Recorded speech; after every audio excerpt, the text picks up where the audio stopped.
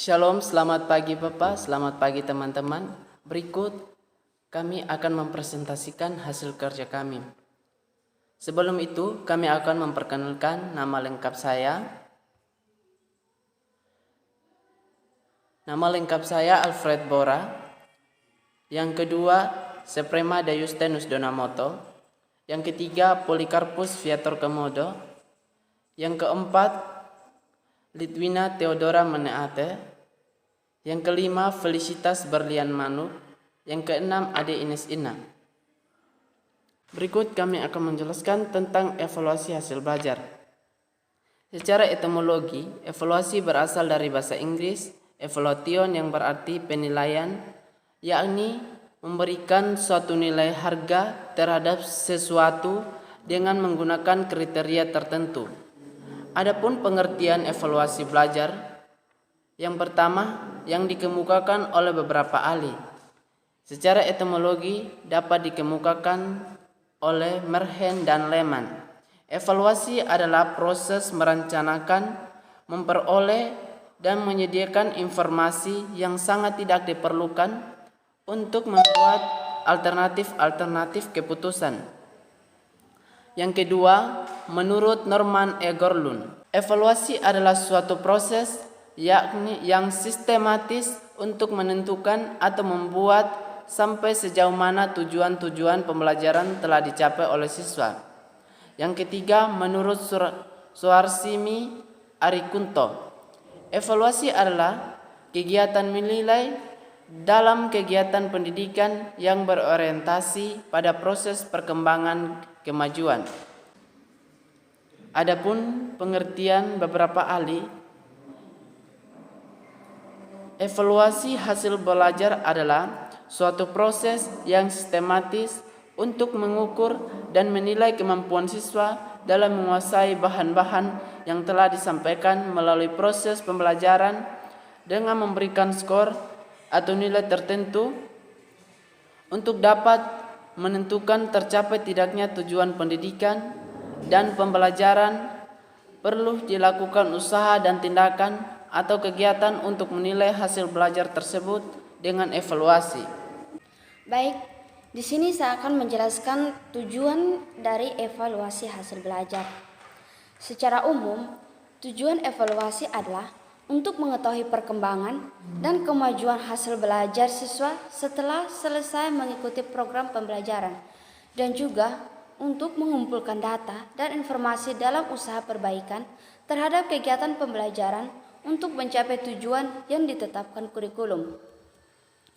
Adapun tujuan evaluasi hasil belajar dari beberapa para ahli, yaitu yang pertama menurut Sudirman, tujuan evaluasi hasil belajar adalah untuk mengambil keputusan tentang hasil belajar. Yang kedua, untuk memahami anak didik. Yang ketiga, untuk memperbaiki dan mengembangkan program pengajaran.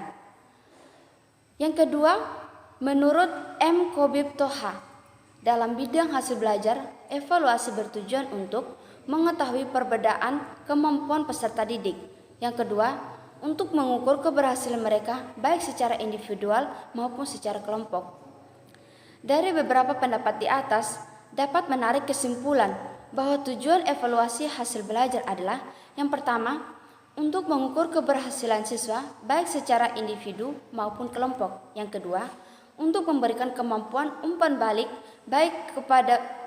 kepada guru sebagai dasar memperbaiki proses pembelajaran. Yang ketiga, untuk mengukur keberhasilan program pendidikan yang dilaksanakan akhir semester atau tahun. Yang keempat, untuk memberikan motivasi kepada mahasiswa agar lebih giat dalam belajar. Berikut saya akan menjelaskan fungsi evaluasi hasil belajar. Yang pertama, penilaian berfungsi selektif. Dengan mengadakan penilaian, guru mempunyai cara mengadakan seleksi terhadap siswanya, baik untuk memilih yang diterima, naik kelas, mendapat beasiswa, lulus sekolah, dan lain-lain. Penilaian yang kedua, penilaian berfungsi diagnostik. Mengadakan penilaian juga dapat diagnosis sebab-sebab kelebihan dan kelemahan siswa dalam belajar sehingga dari hasil tersebut jika berupa kelebihan dapat dikembangkan dan diikuti siswa lainnya. Dan jika berupa kelemahan maka mudah dicari cara mengatasinya. Yang ketiga, penilaian berfungsi Plamen. Dengan penilaian dapat diketahui tingkat kemampuan penguasaan terhadap suatu materi tertentu bagi setiap individu. Dari hasil tersebut dapat dilihat hasil yang sama atau relatif sama dapat dikelompokkan menjadi satu kelompok. Yang keempat, penilaian berfungsi sebagai pengukur keberhasilan. Pada tahap akhir suatu program pendidikan atau pembelajaran selalu dilaksanakan penilaian untuk dapat menentukan berhasil tidaknya siswa dalam mengikuti program tersebut. Jadi baik, selanjutnya yaitu prinsip evaluasi belajar. Prinsip evaluasi belajar secara seluruh atau prinsip menyeluruh juga dikenal dengan istilah prinsip komprehensif. Jadi baik, menurut Anas Sudijonon, evaluasi hasil belajar dapat dikatakan terlaksana dengan baik apabila dalam pelaksanaannya berpegang pada 3 prinsip dasar. Jadi baik, 3 prinsip dasar yang dimaksud itu yang pertama adalah prinsip keseluruhan atau prinsip menyeluruh, yang kedua prinsip kesinambungan, dan yang ketiga prinsip objektif.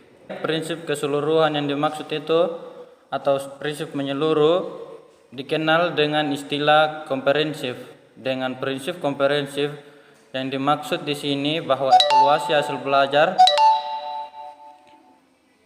dapat dikatakan terlaksana dengan baik apabila evaluasi tersebut dilaksanakan secara bulat, utuh atau menyeluruh. Yang kedua, prinsip kesinambungan. Prinsip kesinambungan juga dikenal dengan istilah prinsip kontinuitas. Dengan prinsip kesinambungan yang dimaksud di sini bahwa evaluasi hasil belajar yang baik adalah evaluasi hasil belajar yang dilaksanakan secara teratur dan sambung menyambung dari waktu ke waktu.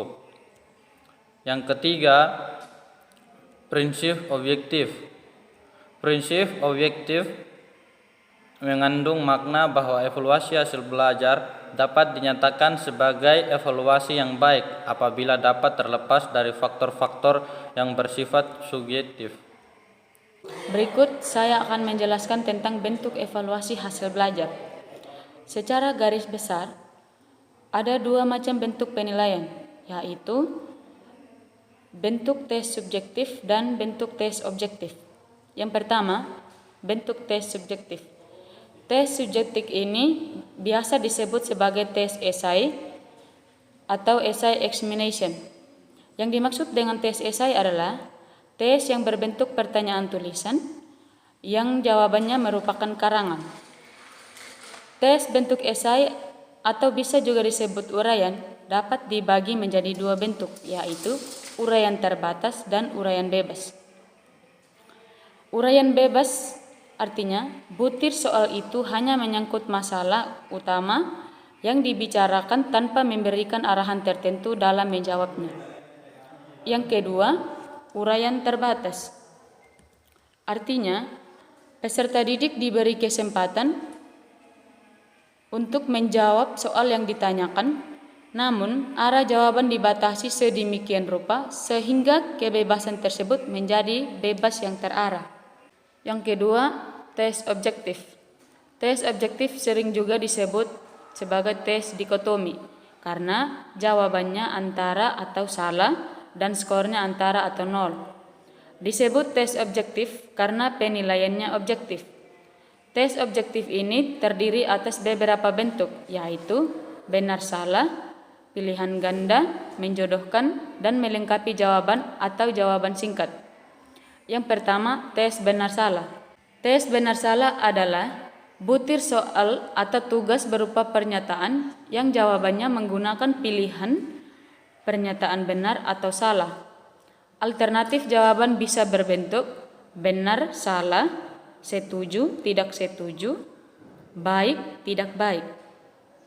Yang kedua, tes pilihan ganda.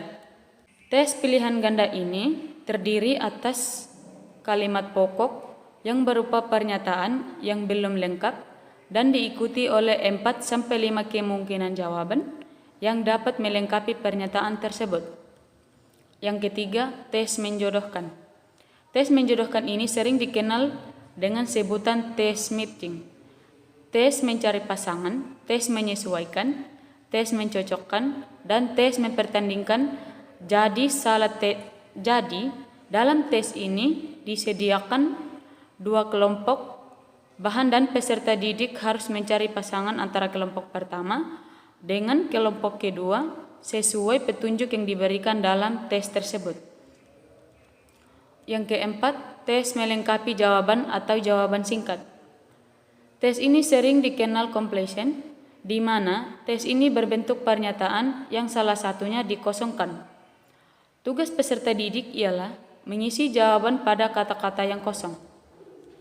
Jadi yang berikut kesimpulan secara etimologi evaluasi berasal dari bahasa Inggris, yaitu evaluation yang berarti penilaian, yakni memberikan suatu nilai harga terhadap sesuatu dengan menggunakan kriteria tertentu. Adapun tujuan evaluasi adalah untuk mengetahui perkembangan dan kemajuan hasil belajar siswa setelah selesai mengikuti program pembelajaran.